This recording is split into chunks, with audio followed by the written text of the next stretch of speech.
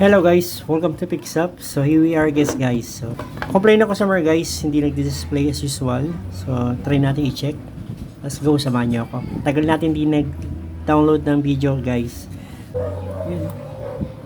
Reniplo. Okay. Malaki ang possibility na galing na to sa ibang technician. Sorted ba? So hindi, meron tayong 3 point something of raising up na kilo ohms na reading, 53, 52, okay? Try natin mag voltage checking. Voltage checking tayo guys. Meron tayong 12 volts dito. So meron tayong 0.9. Malamang meron 0.8 tayo. May 1.8 tayo. Okay guys. Anong problema? So tignan natin kung meron tayong 5 volts guys. Okay, may 5 volts tayo. Okay, tignan natin kung may power phase controller tayo na voltage. Ito po yun. So 1.5.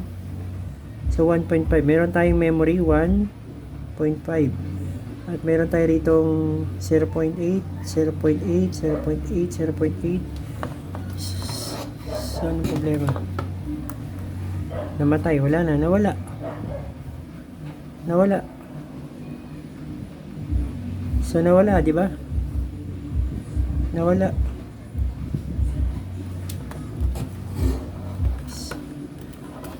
Hindi naman masyadong mainit yung GPU, no? Yung problema. Bakit kaya reniplow?